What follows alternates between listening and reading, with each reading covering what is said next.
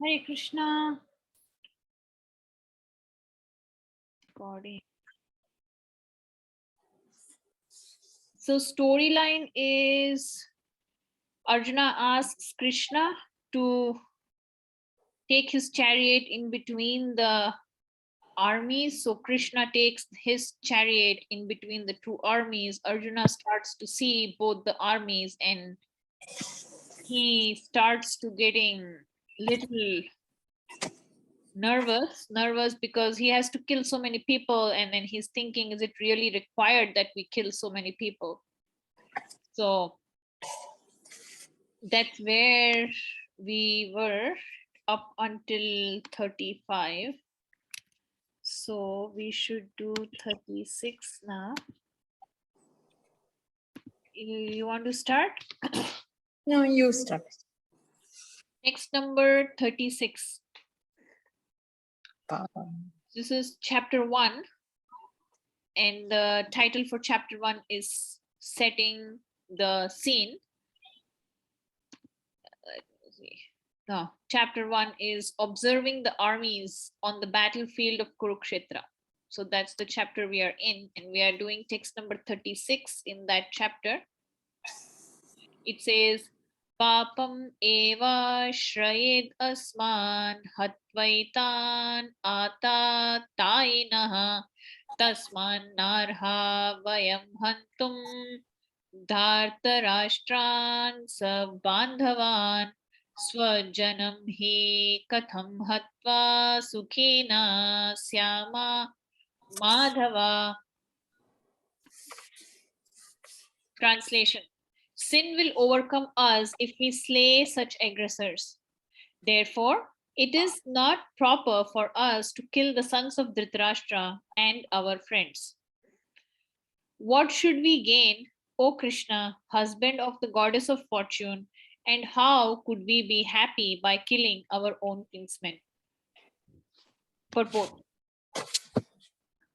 According to Vedic injunctions, there are 6 aggressors. 1, a poison giver. 2, one who sets fire to the house. 3, one who attacks with deadly weapons. 4, who plunders riches. 5, one who occupies another's land. And 6, one who kidnaps a wife. Such aggressors are at once to be killed, and no sin is incurred by killing such aggressors. Such killing of aggressors is quite befitting any ordinary man. But Arjuna was not an ordinary man. He was saintly by character, and therefore he wanted to deal with them in saintliness. The kind of saintliness, however, is not for a Kshatriya. Although a responsible man in the administration of a state is required to be saintly, he should not be cowardly. For example, Lord Rama was so saintly that people even now are anxious to live in the kingdom of Lord Rama, Ramarajya. But Lord Rama never showed any cowardice. Ravana was an aggressor against Rama because Ravana kidnapped Rama's wife, Sita. But Lord Rama gave him sufficient lessons, unparalleled in the history of the world. In Arjuna's case, however, one should consider the special type of aggressors, namely his own grandfather, own teacher, friends, sons, grandsons, etc. Because of them, Arjuna thought that he should not take the severe steps necessary against ordinary aggressors. Besides that, saintly persons are advised to forgive. Such injunctions for saintly persons are more important than any political emergency. Arjuna considered that rather than kill his own kinsmen for political reasons, it would be better to forgive them on grounds of religion and saintly behavior. He did not therefore consider such killing profitable simply for the matter of temporary bodily happiness. After all, kingdoms and pleasures derived therefrom are not permanent, So, why should he risk his life and eternal salvation by killing his own kinsmen? Arjuna's addressing of Krishna as Madhava, or the husband of the goddess of fortune, is also significant in this connection. He wanted to point out to Krishna that as the husband of the goddess of fortune, he should not induce Arjuna to take up a matter which would ultimately bring about misfortune. Krishna, however, never brings misfortune to anyone, to say nothing of his devotees.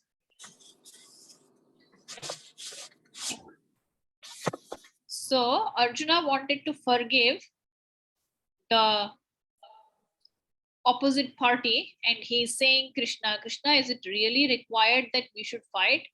There will be so many people killed. And for what reason? Just for me to enjoy the kingdom? Kingdom is after all temporary. So why should I unnecessarily kill people and enjoy temporary things? Doesn't make any sense to him. Whereas Prabhupada is saying that this is cowardice. Arjuna is a Kshatriya, he is a policeman. And when a policeman sees something wrong happening, then the policeman has to protect the citizens. Somebody who was an aggressor for Arjuna can be an aggressor for anybody else also. So Duryodhana had done all the 6 things that is mentioned in this purport. Duryodhana and his brothers tried to give poison to Bhima. They put them in a house of lac and then they tried to set the house on fire. They tried to attack them with deadly weapons. They took away their kingdom. They took away their land, and they also tried to kidnap his wife. So Duryodhana had done all the 6. And as per religious fight, an aggressor should never be pardoned. An aggressor should be killed at once.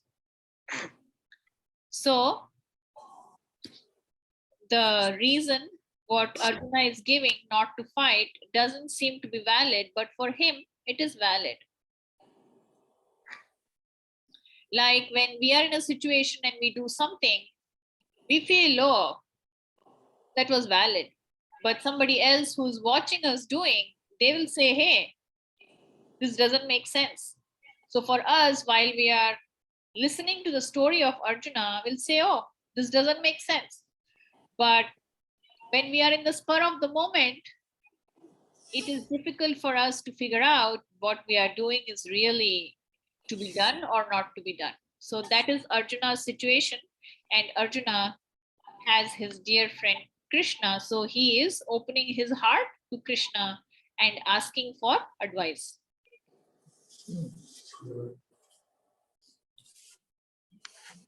Okay. You want to add something or read next one? Yeah, continuing. 37, 38. Yadyape vedena pashyandi lopopahada kedasa kulakshayakritam dosham mitradrohe cha padagam katham na jnana nyaya masmahi papada smani vartidum kulakshayakritam dosham prapasya Janarthana. O Janarthana, although these men, their hearts overtaken by greed, see no fault in killing one's family or quarreling with friends, why should we, who can see the crime in destroying a family, engage in these acts of sin? Purpose. A Kshatriya is not supposed to refuse to battle or gamble when he is so invited by some rival party. Under such an obligation, Arjuna could not refuse to fight. because he had been challenged by the party of Duryodhana. In this connection, Arjuna considered that the other party might be blind to the effects of such a challenge. Arjuna, however, could see the evil consequence and could not accept the challenge. Obligation is actually binding when the effect is good, but when the effect is otherwise, then no one can be bound.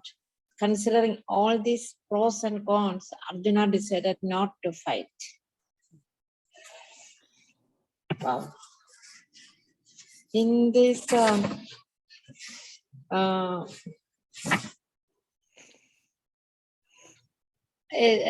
here it is explaining that a Kshatriya could not refuse the battle is opposite party calling for inviting for a battle. And under such obligation exists, Arjuna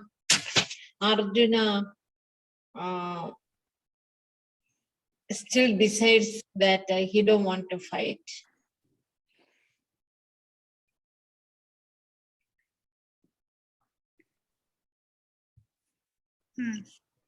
And Arjuna could not see their evil consequences, and he forgot about his obligation, and then he decided not to fight. What were the evil consequences that Arjuna could not see?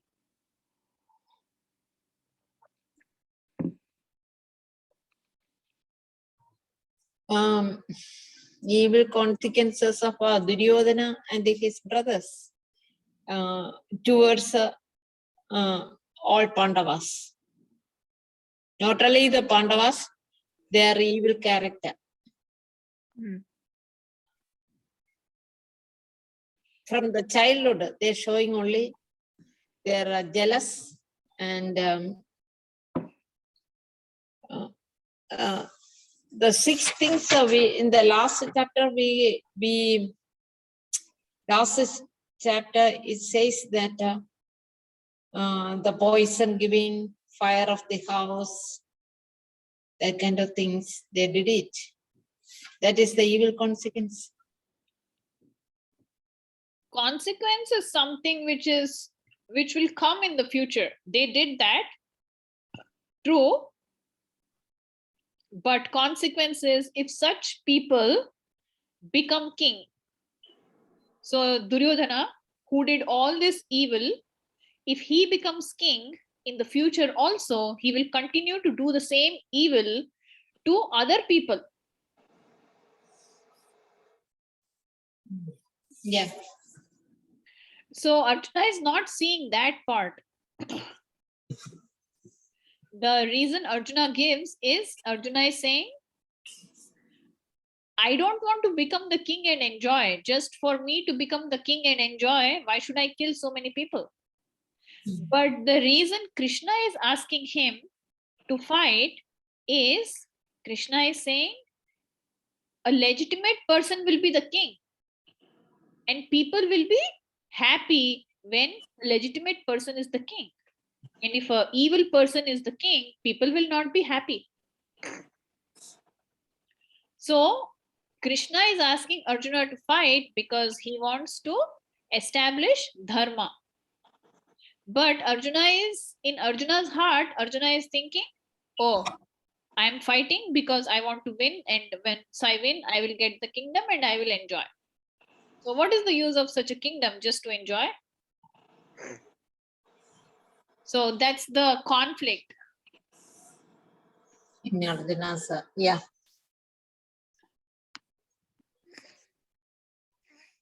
Okay. Looks like Seema joined. Seema, you want to read? We are in chapter 1, Bhagavad Gita. We are in text number 39. Let's change. She's muted. So I'm unmuted. Can you hear Okay. me? Yes, I can hear you now. Okay, so 39. Kula kasaya pranasyante kula dharma sanatana dharme naste kulam krishnam adharmo ibhavatya uta. With the destruction of the dynasty, the eternal family tradition is vanquished, and thus the rest of the family involves in irreligion. In the system of the Varnashram institution, there are many principles of religious traditions to help members of the family grow properly and attain spiritual values. The elder members are responsible for such purifying processes in the family, beginning from birth to death. But on the death of the elder members, such family traditions of purification may stop, and the remaining younger family members may develop irreligion habits and thereby lose their chance for spiritual salvation. Therefore, for no purpose should the elder members of the family be slain. So Arjuna is thinking, this is what Arjuna is thinking in the purport, that no elder member should be slain from his family. Is that right? Yeah, so Arjuna is giving reasons why he does not want to fight. So the first reason he gave is, I don't want to enjoy the kingdom, so why should I fight? And here he is giving the second reason. He's saying that the soldiers who come to fight on the battlefield, in the war, the soldiers, if war happens, the soldiers will die. And if the soldiers die, then their children will not get the spiritual values because the elder member of the family is gone.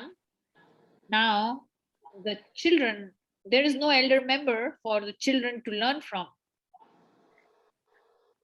And learning, he's talking about the spiritual values. So he's concerned that the society will become irreligious if the war happens. That's his second reason.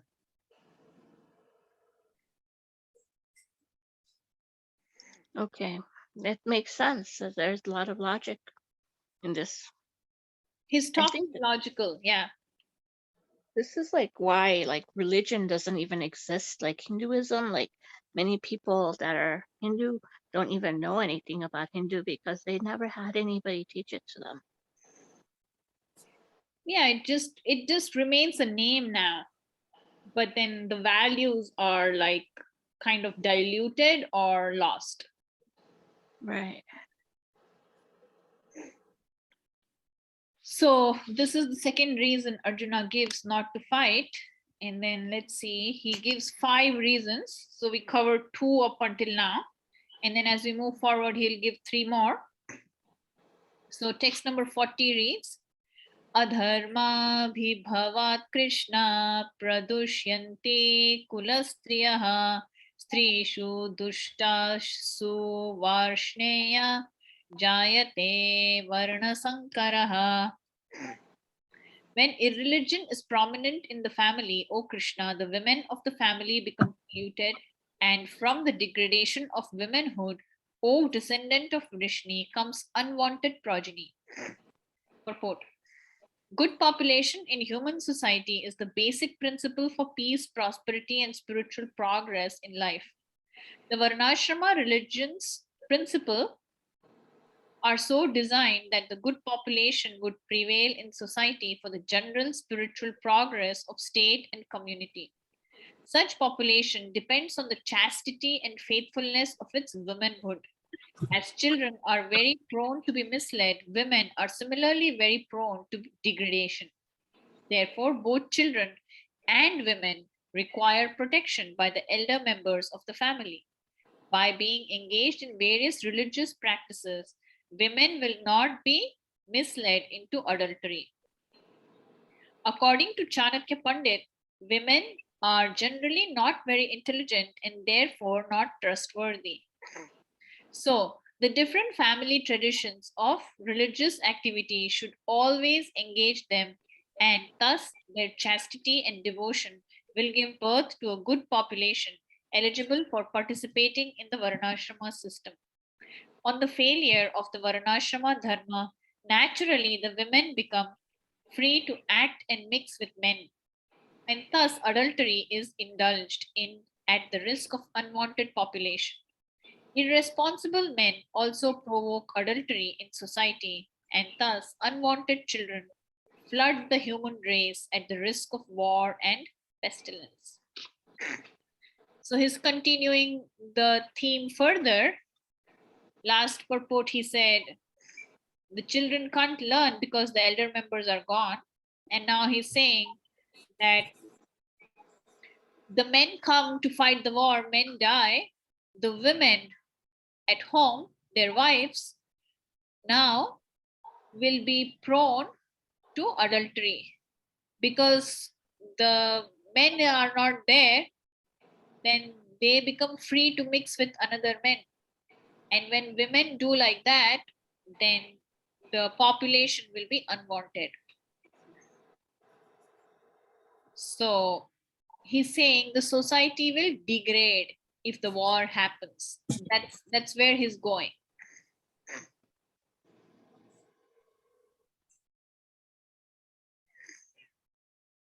Yes. Anything to add further? No. Continuing. Okay.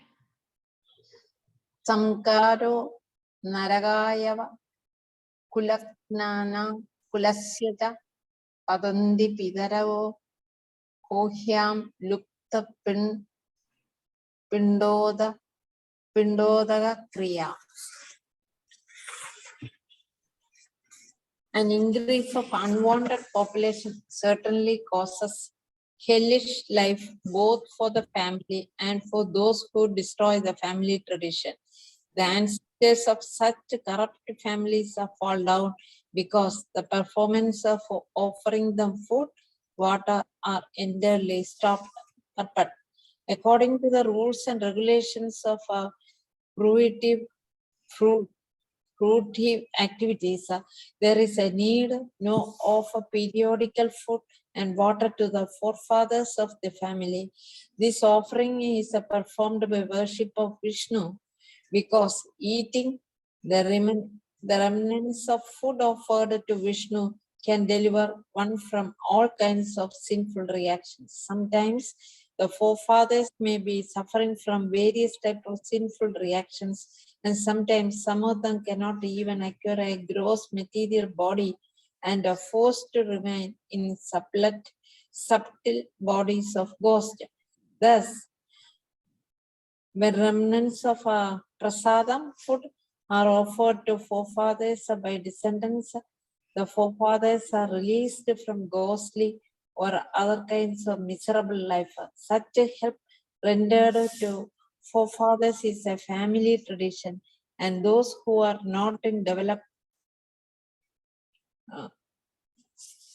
devotional life are required to perform such rituals. One who is engaged in the devotional life is not required to perform such actions.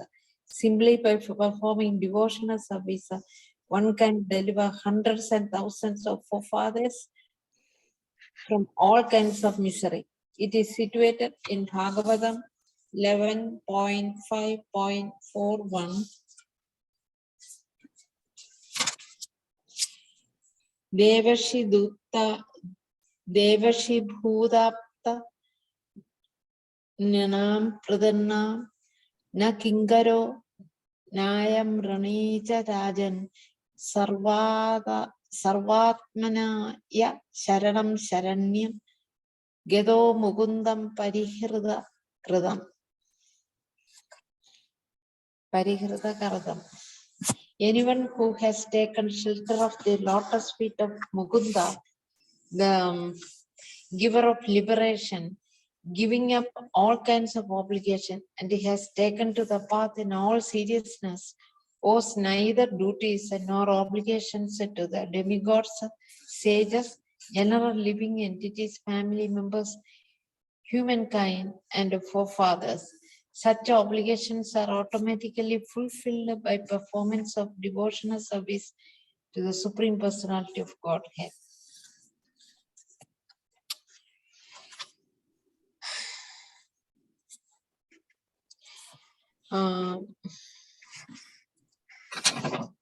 What is it?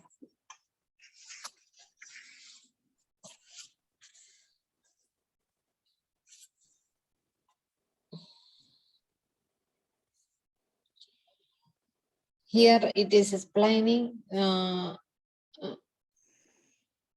ancestors, the corruption in the ancestors, if the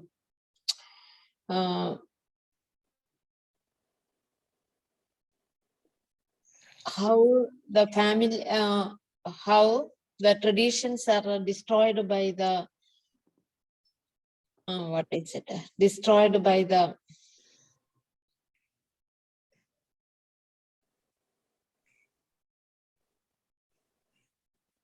who is destroyed?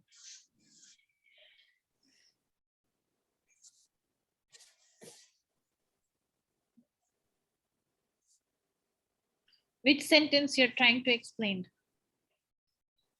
How the family traditions are here. They are explaining which way the family traditions are destroyed.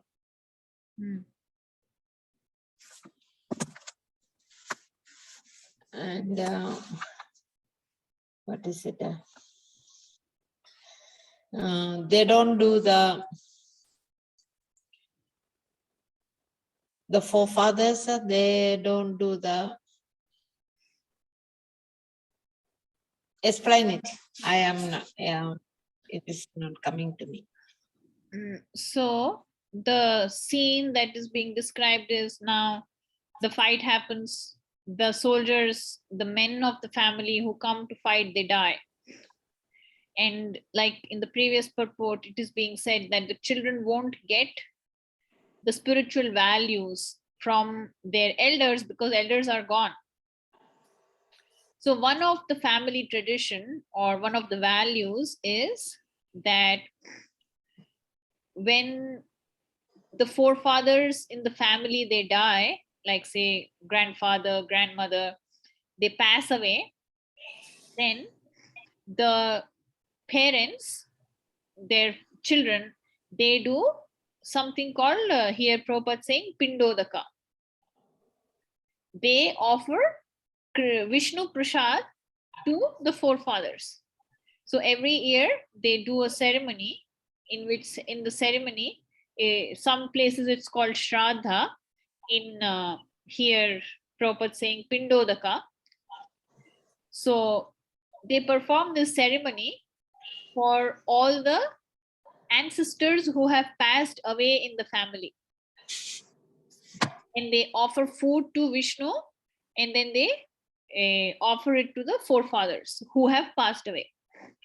So by doing this ceremony, what happens is, if the forefathers are in a ghostly body, for some reason, they couldn't get a body, then it frees them from that ghostly body. So it is helping the forefathers to move on to the next body instead of wandering around as a ghost. So Arjuna is saying, because the elders of the family will die, the children don't know that they should do Shraddha, they will stop doing all the Shraddha sacrifices, and then the ancestors who have passed away, they will continue to remain in ghostly body. So the point here is, Arjuna is very logically giving all the reasons why he should not fight. And the point to also observe is he is in the brink of the war, and he is thinking. His thought is far sighted. He's not thinking, oh, I'm come here to fight it. He is thinking the consequences which will happen after the war. He's thinking very far out there.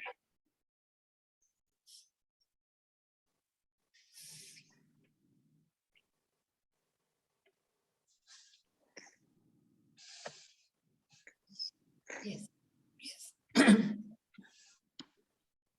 Okay, anything to add, or should we move on? Mm.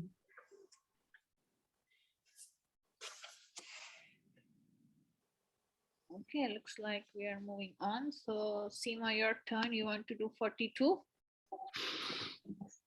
42. Dosir itya gula gunam varna sankara garangatke utsadyanti jati dharma gula dharmas sasvata.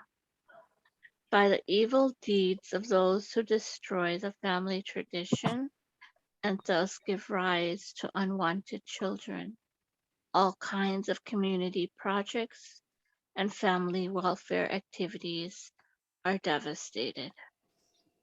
Community projects for the four orders of human society, combined with family welfare activities, as they are set forth by the institution of Sanatana Dharma or Varnasrama Dharma, are designed to enable the human being to attain his ultimate salvation. Therefore, the breaking of the Sanatana Dharma tradition by irresponsible leaders of society brings about chaos in that society, and consequently, people forget the aim of life, Vishnu. Such leaders are called blind, and persons who follow such leaders are sure to be led into chaos. So they're saying, like, with the unwanted progeny of children, there's going to be chaos in society because they break the order of Sanatana Dharma and Varnasrama Dharma. You know what this reminds me is like a year ago in Washington D.C. there was so much chaos going on with all the people that broke into Capitol Hill building, and Trump was encouraging them with his like online rants, and he was the leader that was like telling them, hey, that this election belongs to Trump, and they all went to Capitol Hill and they broke into the senators' chambers, and that's what it reminds me of in today's life.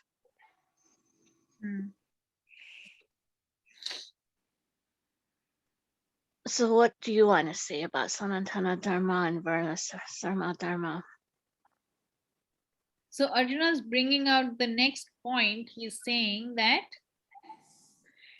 there are some community projects and family welfare activities which are designed in these ashramas and dharmas of life. And because the elders go away and the progeny is unwanted, then they cannot follow these community projects and family welfare activities. So they will go down the path in life. So there are some projects that in these Sanatana Dharma and Varnashrama Dharma are established, so people can gradually move upwards in life. Chant more, read more, think about Krishna more. And when the family is not stable, there are unwanted children, the the needs of the family are not properly taken care, everything's chaos, then nobody is inclined to follow such community projects and welfare activities. And in which case, they won't know what's the actual goal of life. So he's saying that by participating in this war, I'm taking people away from the goal of life.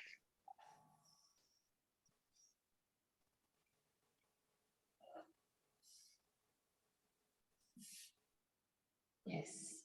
So he's building a very strong case saying, I don't want to fight.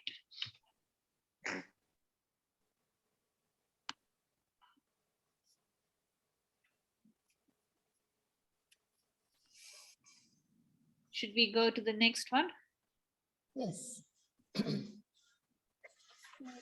43. I have to read.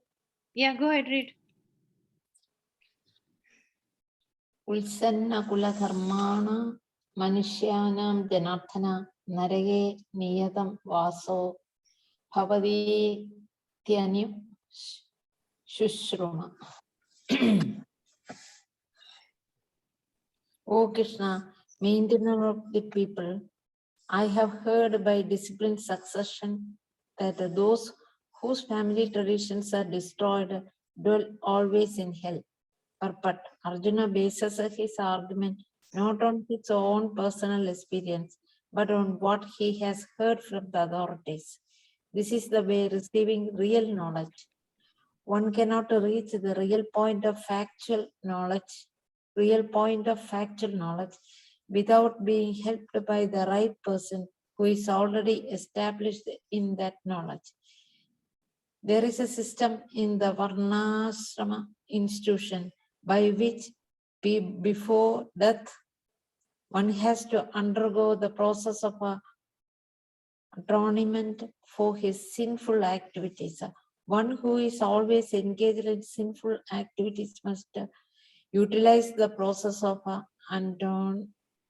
atonement called prayaschitta. Without doing so, one surely will be transferred to hellish planets to undergo miserable lives as the result of sinful activities. Yes.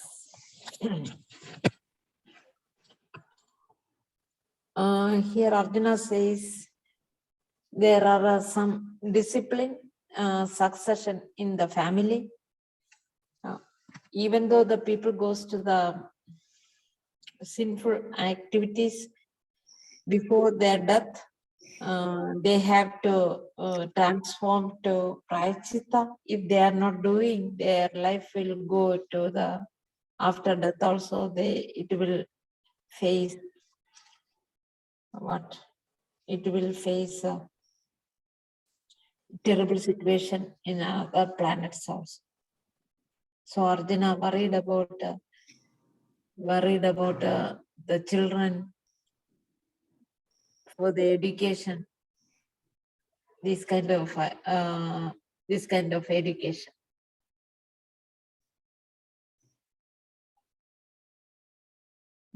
Is he talking about their education? Where is he talking about their education? Not education, but he want this kind of if the community miss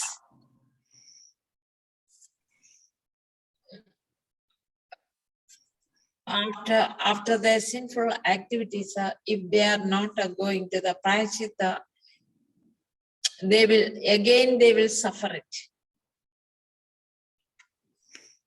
in other planets also.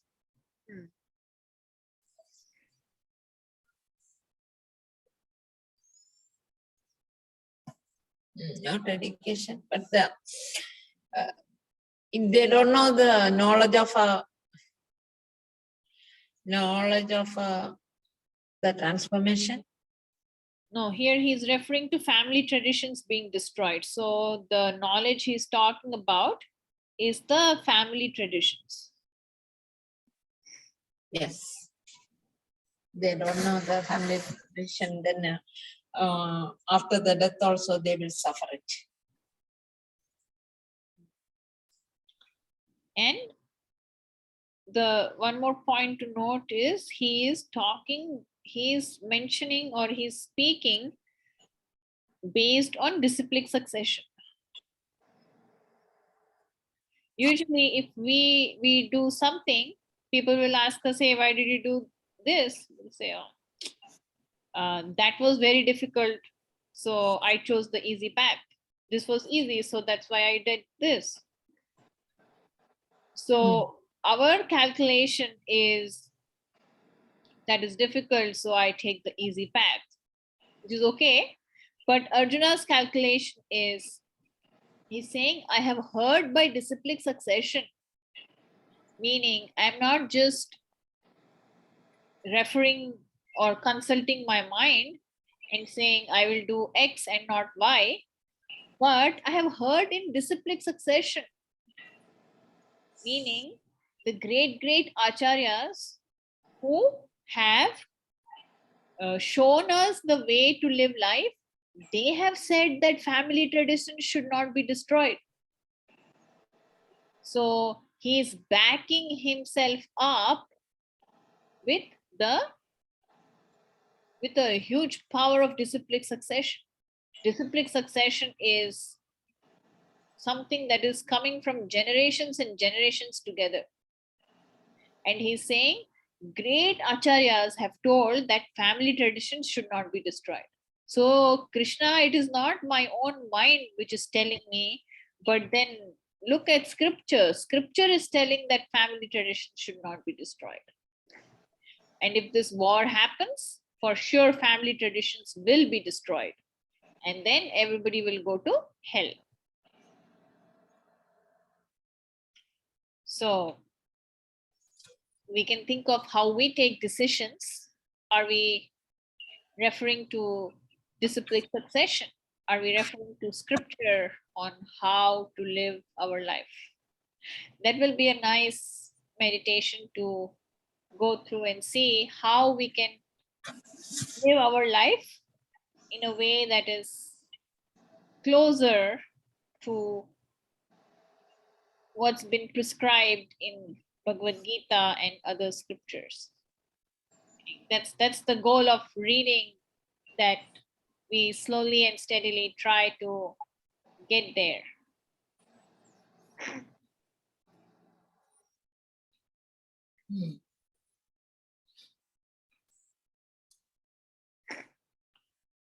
Okay, any questions, comments before we wrap up?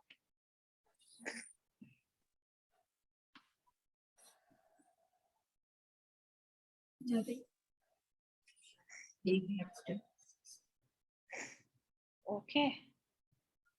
Okay. Stop here. We'll read again next week. Thank you for joining. Hare Krishna. Hare Krishna, Mother. Hare Krishna. Krishna.